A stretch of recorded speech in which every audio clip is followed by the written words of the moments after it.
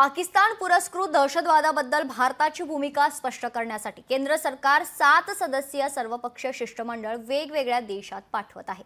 हे शिष्टमंडळ वेगवेगळ्या देशांमध्ये प्रवास करतील।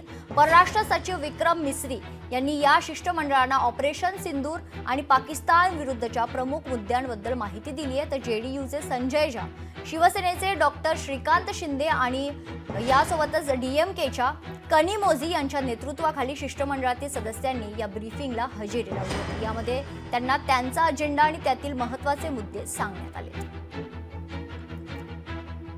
हमारा दल निकलेगा यूएई और वेस्ट अफ्रीका के लिए। माननीय मोदी जी के नेतृत्व में ये डेलीगेशन 7 के 7 डेलीगेशन अलग अलग देशों में जा रहे हैं।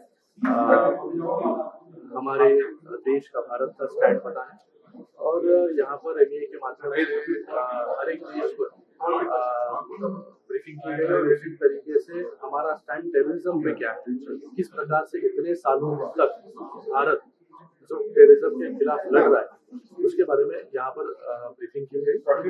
जो बहुत यूजफुल थी, इसका इस्तेमाल जो है जहाँ जहाँ हम लोग चाहेंगे वहाँ वहाँ होगा। पाकिस्तान की जो आर्मी है, दोनों का इंटेलिजेंस है इसमें।